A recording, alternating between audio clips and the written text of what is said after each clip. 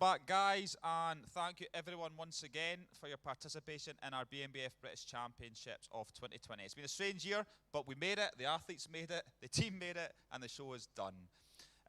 We have a new pro. Quite an incredible day for a young man by the name of Chris McCreadie. He's not only won the junior class, he won best wheels, he won the overall, and then he subsequently went on to win the pro class, the DFAC Pro Grand Prix. Absolutely phenomenal. Let's just talk over that overall amateur first, the one that Chris won. I didn't judge, I was on stage. John, I'll start with you. Why don't you talk us about, you know, how the flavour of the class went down, what really pushed Chris towards being the victor? Well, when you look at a talent like Chris and you've seen him coming on through the year and everything like that, for such a young lad, 21-year-old is he, 22? Unbelievable to have that kind of density and that kind of mass at that age, and to stand, okay, he was there on his own in his own class, but his quality shone through when he went up against in the overall and then stood with the big guys in the pro for his pro debut. It was like people who was old enough to remember young Lee Priest first coming onto the scene and holding his own with the big guys. Mass like that you can't argue with. So that's why it was so well today. Just like to remind everyone as well that it was actually only just 1 year ago he was standing on the junior stage and coming second to little Huey. Fast forward 1 year, it's like boy to man. If that rematch was to happen now, I think it wouldn't even be close. No disrespect to Huey, but just commend Chris to I think just overall everyone was blown away by the improvements he's made in a single year, and it is a testament to his work ethic. I mean, anyone who's on social media has no doubt seen his outrageous feats of strength in the gym, and the kid works hard, and it transferred to his look on stage. Just going to the overall battle then, who, in your opinion, Mark, go to you, who do you think was pushing Chris there? We had obviously a lightweight winner in James Melville, and a young and inexperienced but very, very promising physique in Liam Paul in the middleweights. Yeah, no disrespect to anyone, but I don't think anyone was actually pushing him at all. But you can see the promise in other people as well. What was it, the middleweight? Liam. Liam's got a lovely structure. He just needs to be a little bit harder. Just keep getting more density, maturity. James Melville, he was so much thicker this time, especially through his hips and his glutes and his hams. I've seen him marginally harder, but I think he looked so much better for it this time. Perhaps before, when he's achieved that extra level of hardness, he might have been given away a little bit of that fuller look, whereas this time he hasn't, and now he looks so much better for it. Yeah, I had Liam Paul pushing him, but there's a void between himself and where Chris McCreadie is right now. But to see him, Liam Paul, that's refreshing to see the next wave for next season coming through. If Liam comes in, sees what he's been up against today, and comes in that extra tightness, and yeah, it's been 2020, hasn't it? So nobody's diet's gone 100% to plan. So a good full focus season will show them kind of physiques like Liam's. Absolutely, no, a great rundown, and I think, as we say, it was Chris's day. He was the unanimous winner in the overall. Okay, the show started with our over 40s, and this produced a blast from the past in our winner Paul Amos. Now, Paul's not been on the BNBF stage for 11 years. It was great to see him back, particularly in a year like this. He seemed to take the class unanimously from Andrew Spooner in second, Gareth Caldry in 3. John, Masters over 40. Let's talk about it. Yep, a good class to open the show with, and Paul Amos shone out in that class. He showed finesse from symmetry around, muscularity. His tan was on point and everything.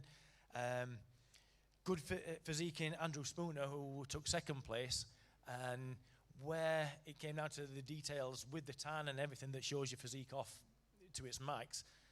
Something Andrew can take that into next show. If he brought that on, it would show his definition off better under these brilliant stage lights that we have here. Yeah, it was nice to see Paul back. I think he's put together lovely. He just needs a little bit more thickness and density, a little bit more triceps. Easier said than done, I know, but his colour was brilliant as well. That's something you don't always see. Great. And also Gareth in third. Not seen him for a while. Great legs as usual. Yeah, I've seen him marginally harder. He still needs to bring his pecs up a little bit more, but he was slightly bigger than times past as well. So congratulations and to think, some of the sort of obstacles the guys have faced en route to the stage this year, you know, to speak, you know, highly positively of them is only like a testament to their work ethic. Okay, we moved on then to our over 50s, and this produced our overall Masters champion in Keith Hale. He took the win unanimously from Mick Chapman in 2, Glenn Bell in 3rd, and Tim Sharp rounding up the 4. Let's get a little view into the over 50s. Yep, great to see Keith looking good and coming back sharp and on point again. Similar physique to Paul Amos in over 40s, just bigger on all areas of it. And it shows that maturity, muscle maturity, as these guys keep at it, it comes through, that hardness comes through. And again, on point with Tan, under these lights, it shows you off to your best. Yeah, Keith's always been a little bit hit or miss from year to year or show to show. Sometimes he's better than others, but today was easily up there with his best. And compared to Paul, going into that class, I did into the overall for the Masters, I didn't think that he'd measure up to Paul, but he more than measured up. His condition was evident, and as much as he's not put together as well as Paul, it was quite an easy win for him in the overall, I think, anyway.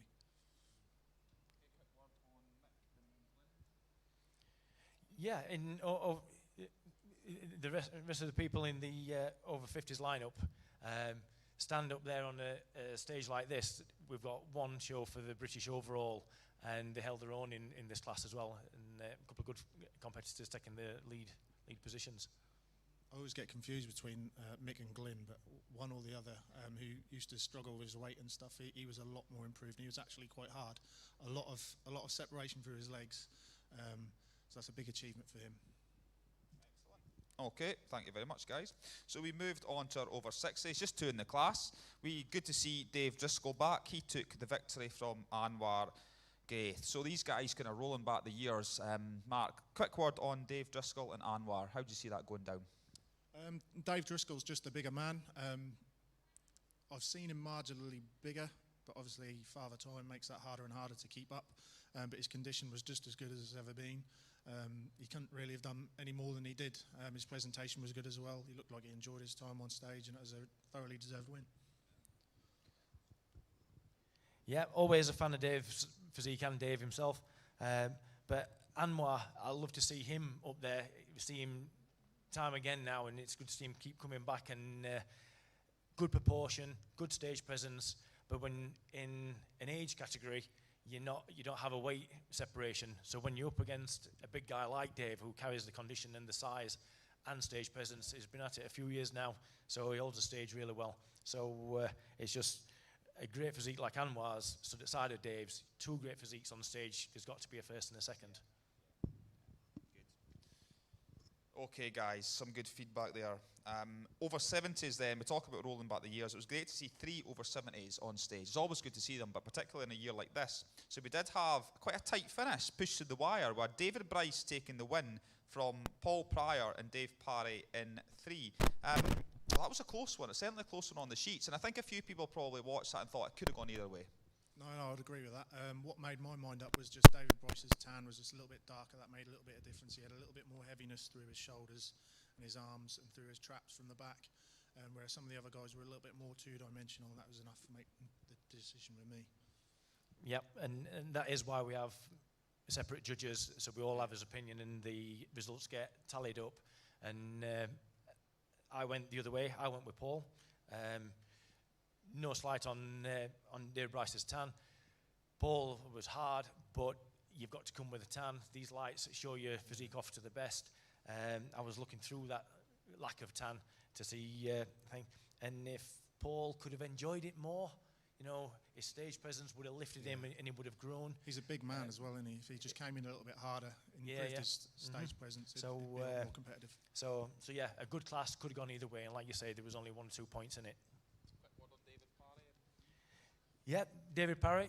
We've had Dave on before, so it's great that he keeps coming, and keeps him training, gives people a goal, and we've all needed a goal in a year such as this.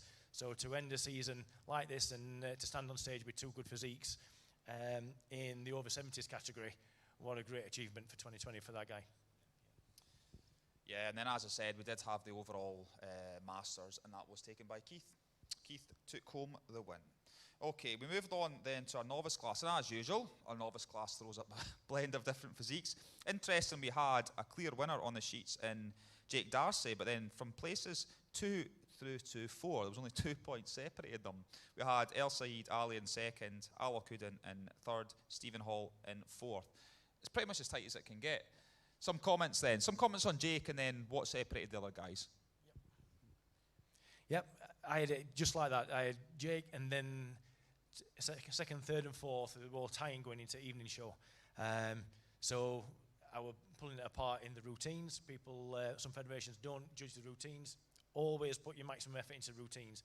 We can judge the routines. We can use it to split when you're going in level into round 3. So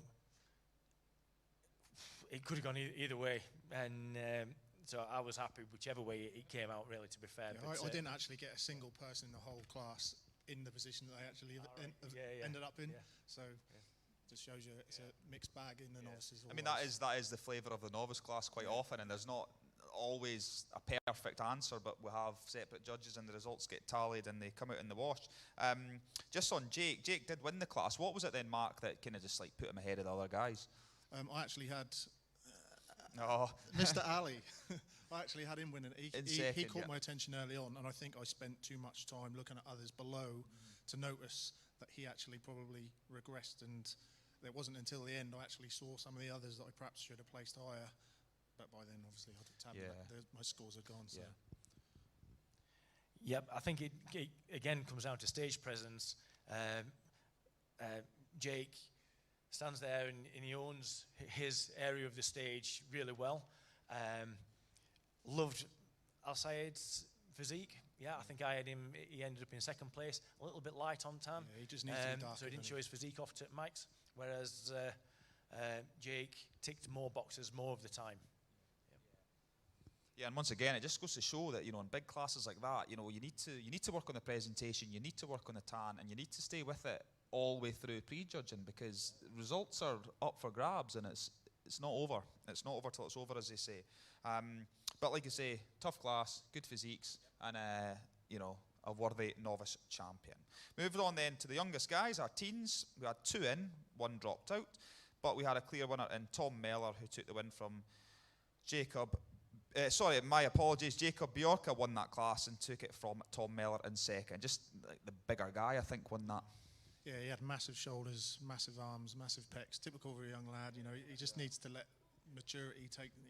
He looks like he's got uncharacteristically big delts and arms for and his he knew age. how to pose them as well. Yeah, you could exactly, see teenager. That's what he was doing in his routine. mirror. Whether he did it on accident or not, I don't know. But he actually posed to his strengths. So. Brilliant. It was refreshing to see. Teens, they're the future, aren't they? So great to see how confident they both were. The lad that came in second, he looked a little bit a rabbit in the headlights to begin with. You could see the inexperience there, but if he gets a few more years under his belt, he get that size. That's right. I don't know the age differences between them both or anything like that, but it's a big age gap that you can have in teens.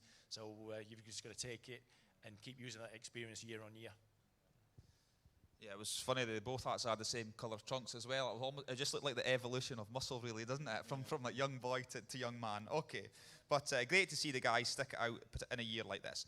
We obviously then did have our junior class. We had Chris McCready, who was the only junior, but we talked about Chris, but I mean briefly again, he was just, I think we're all in agreement, a superb example of natural bodybuilding today.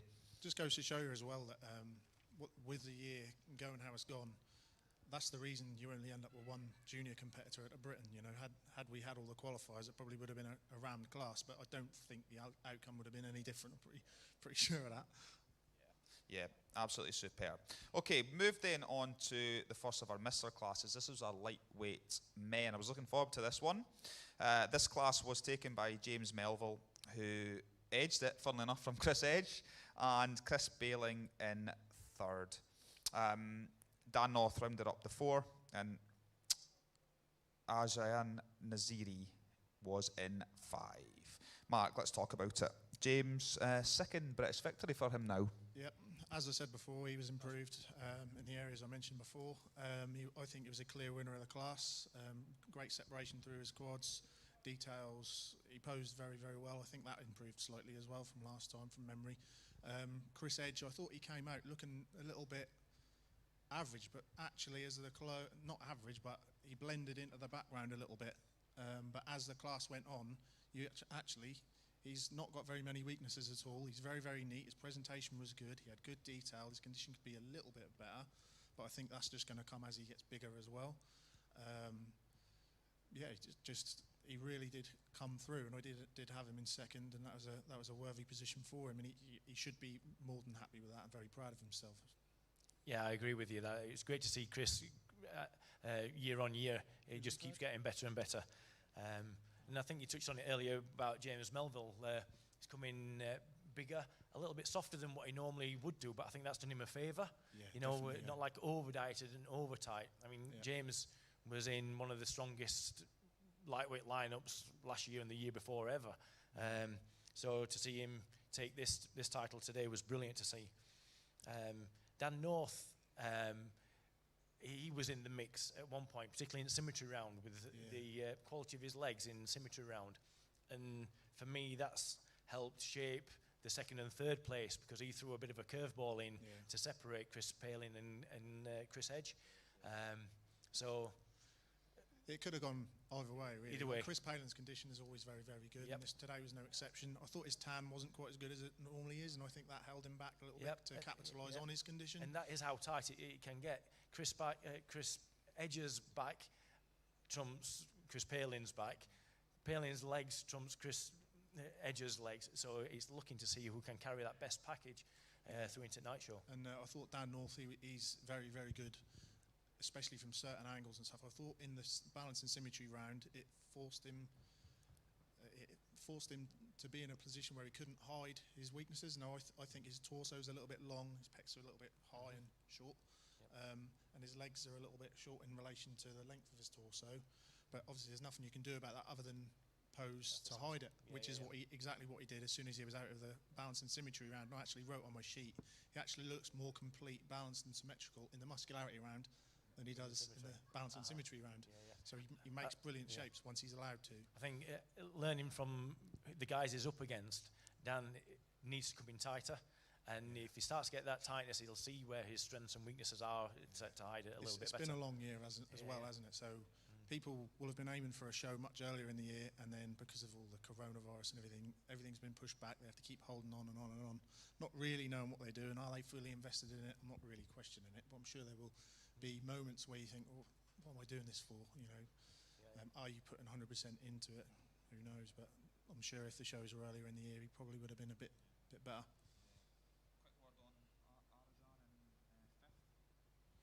Yeah, good physiques, and we've seen him before look well.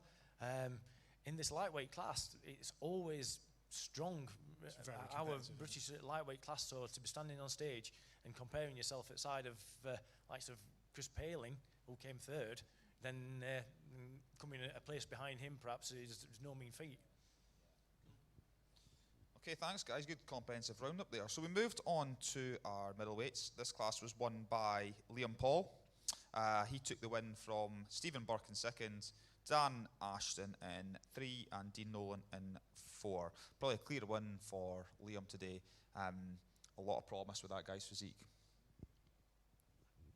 Yeah, definitely one to watch. Middleweight class is a good, strong class that has got the height to weight ratio. If you're good in the middleweights, you can hold it together. Bit more condition on his physique, and again, we can talk about that. You know, there's 2020 and everything like that, so we can forgive a little bit. But again, learning for next year what you need to bring, what you've done with your diet this time, how to carb up, what do you do with your water, and you can learn from that. Brilliant to see Stephen Burke back. Brilliant that he got that second place. I had it very close between himself and Dan. Very close. It took me right up until I was the same. Routine round again. I think he was just that little bit more heavier, denser muscle, a little bit more mature looking, a little bit more conditioned. His shape wasn't quite as pleasing as the other guy, but I think that's what landed him in second. Liam Paul, I thought because his taper is so extreme, and his structure is so good, or his condition was a little bit off. I thought, had he been in condition, maybe he might have even snuck into the lightweights, but who knows? Yeah. Interesting. Yeah.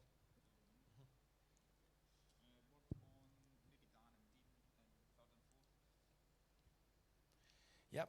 And again, standing on a stage with this lineup, when it's so hard to tear between second place and third place, that's where the attention's going in it. So when you look further along the lineup and you're separating fourth and fifth in a lineup like that, then they've got their own battle between themselves, and again, stood and held their own with each other, basically.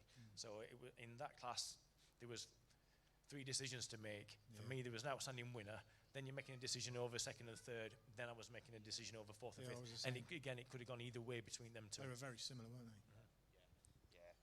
Yeah. Okay, we moved on then for the middles to our heavyweights. Just 3 in it. We lost a few along the way.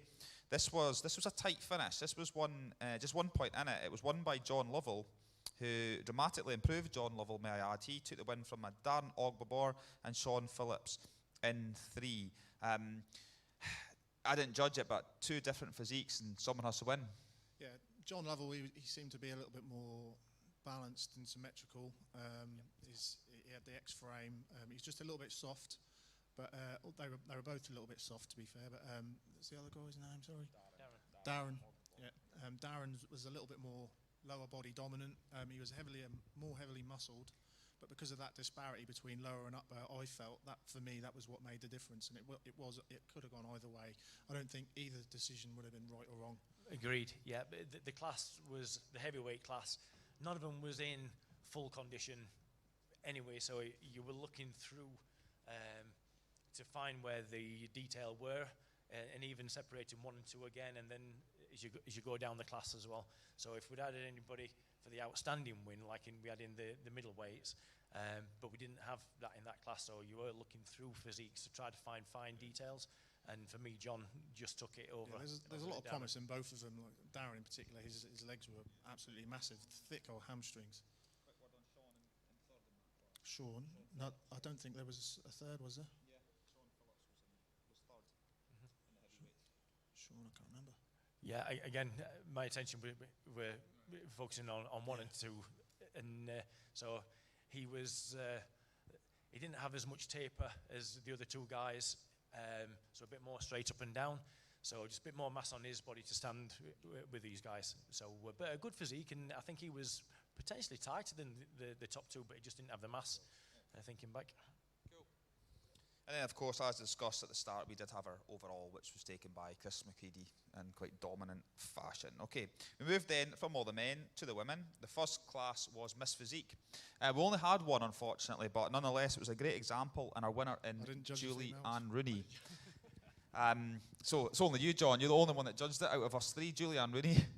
Great. Obviously on her own, she is the winner, but how would you assess her physique so she gets some feedback?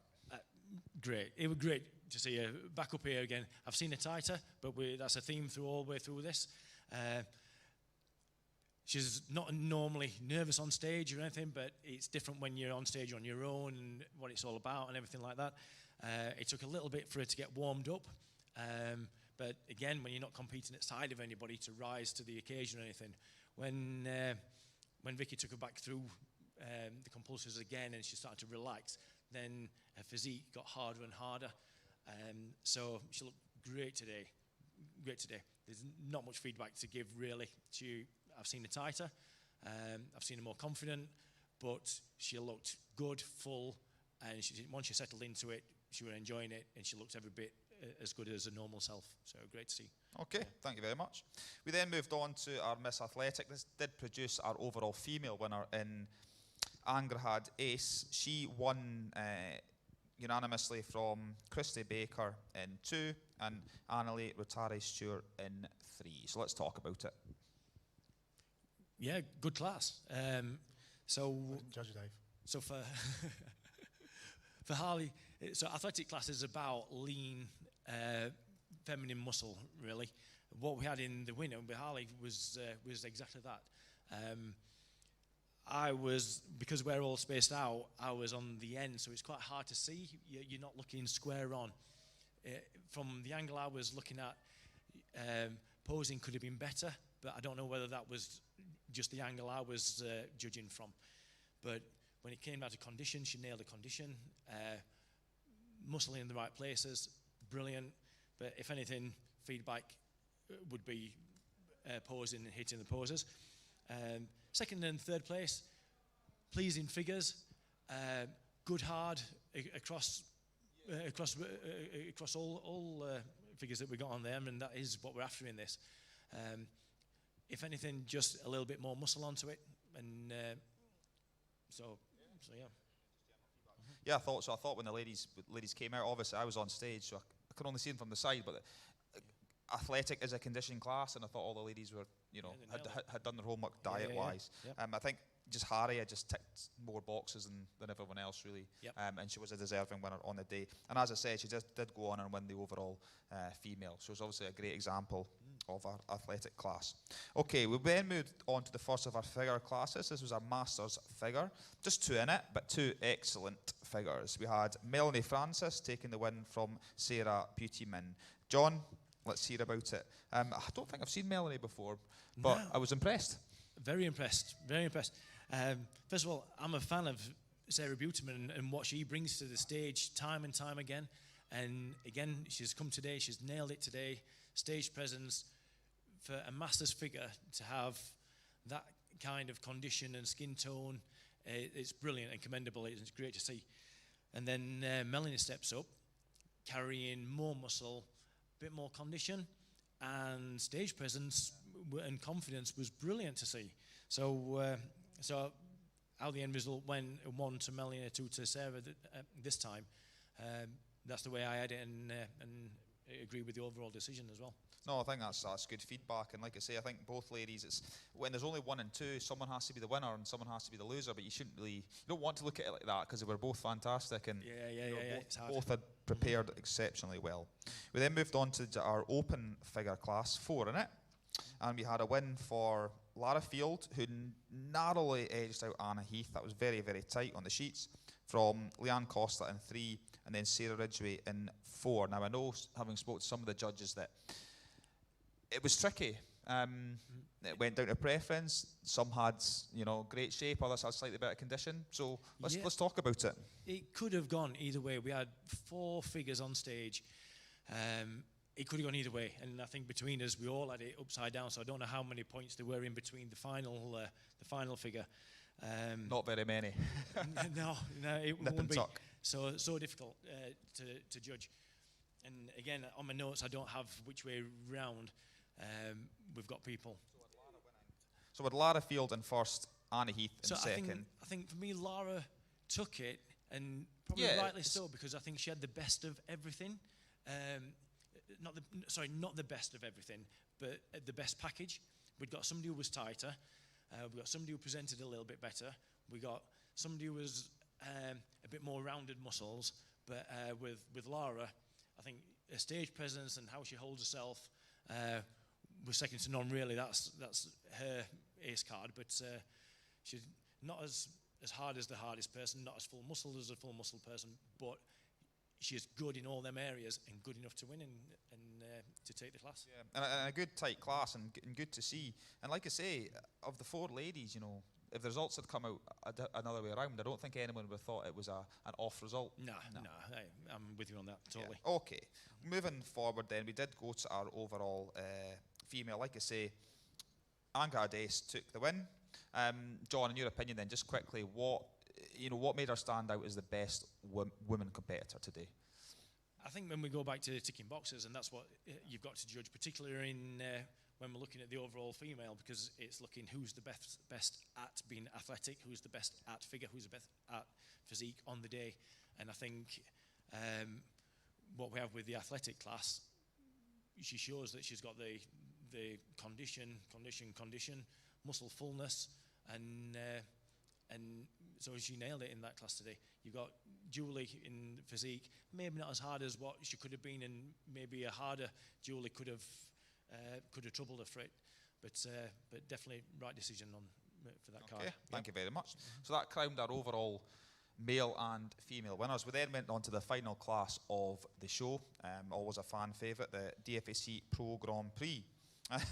Once again, it was just this kid's day. Chris McCreaney comes in his pro debut, he nicks the class, he's absolutely gobsmacked. He's taken it from Louis Smith, Mike Perrin in 3, Daz Cooper in 4, and Rick Waters in 5. Mark, why don't you start us off? You know, give us a little kind of indication of the flavour of the class, how it all played out in real time. Well, first of all, Chris, you know, to be a junior, to then win an overall, and this is a precedent really, where I've never known someone to win an overall and then go straight into a pro class. It just so happens that the way the show was formatted today, it was possible. He went in there, and to win a Grand Prix, as you'll know, Dave, it doesn't just happen. Yeah. It takes, you know, sometimes a body of your entire life's training to if you're lucky, if you even ever get there. And he's done it straight away. So, you know, that's just the magnitude of the enormity of the task he's just pulled off. But going into the show, you know, in my mind's eye, would it be possible for him to do that? I would have said no.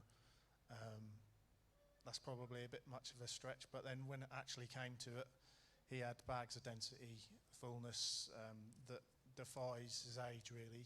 You don't see that. You only ever see that in pros that have been competing a long time. So that's just testament to his hard work. Now, second place went to Lewis.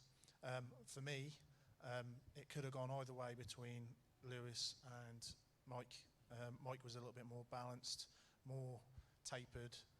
His presentation was marginally better, a little bit less awkward at times. Louis was a little bit awkward at times, and sometimes when he does his 3 quarterbacks, he looks a little bit awkward, but that's like nitpicking. Louis was a little bit more muscular, whereas Mike was a little bit more two-dimensional from certain angles. So he just needs a little bit more time to get a little bit more density and thickness so that he's thick from every angle. Going from there, who else was in? I found that Daz was not quite as hard as he normally was, but brilliant stage presence again. You can see the muscles there, he just needs a bit more. Yeah, in a lineup like that, I mean, Daz can hold his head up high on any stage, really. Yeah. But we need to see Daz in his normal hardness condition to get up there with the other guys today. With Mike, brilliant physique, brilliant width, full muscle bellies. For me, Mike just needs to join it all up again, a bit more muscle maturity around his midsection. So there's a rack of abs going through the middle, but it comes down to thick obliques. He's got enough taper to carry a bit more thickness on his obliques to join his physique together, and I think that will come through. I had it between Louis and Chris. With Chris's density, and I can't argue with the decision at all. I thought Chris struggled on symmetry against Mike and Lou, but wow, it's nitpicking on that side of things. But the muscle size on somebody like Chris and his height that carries it is hard to stand with. But I think credit to Lou today, condition through this kind of year.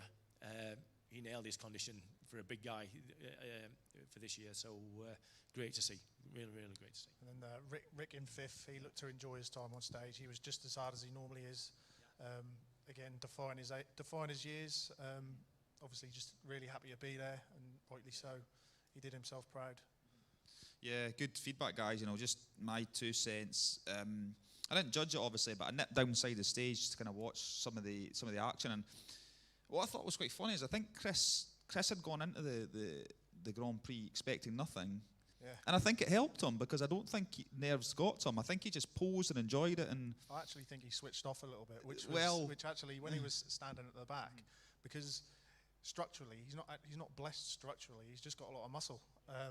When he stands there relaxed and he's not flexing in a front relaxed and he's literally just standing there, he doesn't look anything. It's only when he flares his lats and pops his quads out, then he looks something, you know, and that's something for him to improve next time he competes on a pro stage, because you've got to stay tight at the back at all times. Yeah, overall a very mixed bag of pros. You know, different strengths, different weaknesses, if you'll call them that. I mean, we are nitpicking, but it made for a good battle up there, and I think, you know, it was thoroughly enjoyed by everyone. And that was that. We of course brought on Chris and all his hardware, silverware should I call it, and Harry came on for the photos at the end, and that was the BNBF Britain of 220 done, a little bit later than expected, but hey, we made it. And what, you know, what a testament to the hard work of not just the BNBF team, but the athletes involved, everyone involved. Thanks again to all our sponsors, Muscle Tech, our main sponsor, all our individual sponsors. I mentioned them time and time again, but you know, these are the guys that are giving back to the sport and helping us, you know, do what we do and give natural bodybuilders the platform that they deserve. Obviously, I hope everyone enjoyed the live stream.